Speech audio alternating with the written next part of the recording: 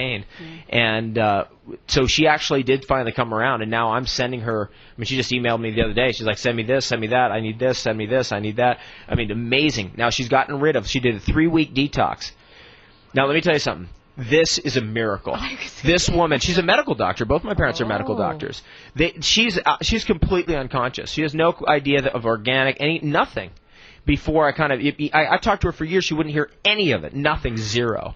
And then literally she did a 3-week detox, lost 12 pounds of toxic waste. She actually said that, which was amazing. And all the inflammation out of her body went out and all her pain went away. And so she's like, I'm not kidding, she looks 20 years younger. I looked at her, I thought, I haven't seen her look like that since the 80s. It's been that long. So that's the thing about detoxing. And by the way, anybody can do it. If my mom can do it, I'm telling you, this is an impossible case. No chance of making it work. But she did it, and it's working. I can't believe what's happening. Wow. It's incredible. That is pretty incredible. It's awesome. Well, we probably don't have a lot of time, but, okay, I got a couple quick questions. Okay, can you actually do sushi? Is that still considered on the raw food diet? Well, it's raw. Yeah. It is? Yeah, it's better to eat okay? raw than cooked. Okay. Absolutely, yeah, because the oils in fish, for example, are delicate. Yeah. They're volatile. So if you're going to get those oils into your brain, you need to be eating that raw. Now, there's flip side. You got to be careful of quality. Really careful. So as long as you feel that you've got the right quality, you're in good shape. All right. Go ahead. Okay. I have a question being fed to me from the sidelines here. And what is the detox? The detox diet, the nature, what should be included? Okay, what would that look like? Let's just say drinking wheatgrass every day, getting off of a high-fat and high-protein kind of a diet, so getting off of animal products. This is what my mom did. What else was involved? Lots of sprouts, lots of salad, vegetable juices, eating avocados as a primary fat source instead of cheese or instead of meat, and essentially getting off of the really kind of like intense foods of civilization, which is bread, meat, and cheese. And if you can get off that, drink lots of water, eat very sparsely, and most of that like rabbit food, that's a detox. And it could be a major detox for some people because it's like they've been shoving stuff in that closet forever, and all of a sudden, the closet door opens and all that stuff just comes flying out. And it's a good thing. It's like a release in the pressure valve. And people not only feel better, but they're probably going to live longer because they're not carrying all that stuff with them. Wow, for sure.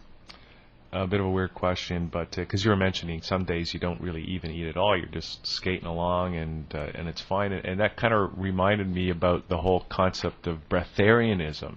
And I thought when I started switching my diet, I thought, hey, I don't even want to eat a lot of food now. And I'm just wondering if you have any thoughts on breatharianism. Are we, is it possible to live without food? And are we evolving into that? We can definitely live without food. Are we evolving into that as a species? I don't know. I think we're definitely evolving back towards natural food and herbs as our medicine. That's definitely happening. What I can say is I do know a lot of people who have been breatharians for periods of time, like long periods, hundreds of days of not eating, just drinking food. I have a friend who did a month of no food or water. Wow. Now, the way you could do that is you have to actually soak in the water to bring it in through your skin. Now, I wouldn't recommend that to people unless you are an extremely advanced yogi. I mean, you kind of see it when you get on the raw food thing. You kind of do become a yogi. It's kind of automatic. It's part of the trip, and it's actually one of the fundamental teachings of yoga is the whole diet thing and eating very little and getting all the mucus out of your body and that whole deal. So you kind of by default become a yogi, and therefore you can take this food trip to a very extreme level if you're an advanced yogi, and that's the breatharian deal. And I think it's not only possible, but it is definitely the right way for certain types of individuals. So you have to be kind of touched by a certain magic, but if you have that, you can do it. Wow. Well, it's been awesome and very informative. Right on. Thank you. It was great. It's been really a pleasure.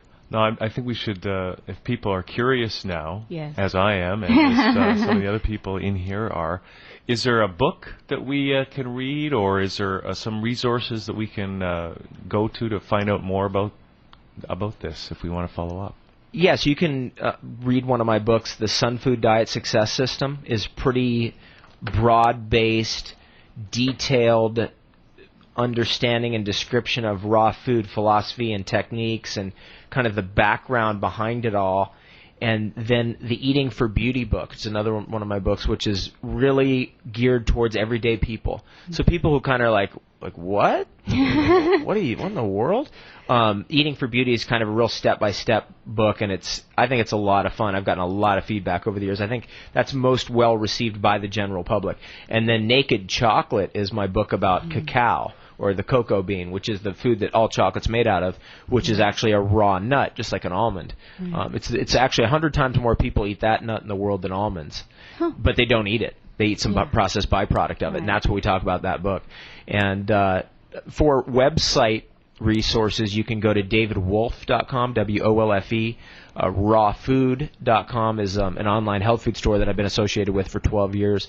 And then thebestdayever.com. And thebestdayever.com is an online magazine, which is really a cool idea because we've taken what had to be printed on paper, put it online, and done it text, audio, and video. Nice. Isn't that cool? That's very cool. Yeah, and then if you subscribe, it's not like you have to wait for the thing to show up in the mail. Within right there. 5 seconds, you're in.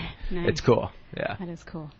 Yeah, and then I want to mention also I have a nonprofit organization which has really had a successful year, the most successful year of our 4-year history, and it's called the Fruit Tree Planting Foundation, and it's ftpf.org, ftpf.org, and we were mentioned last week in the New York Times. Nice. Yeah, it's been really, really excellent coverage. That's great. Well, very much an honor and pleasure. Thank you so much for taking the time. It's been great. Good. Right on.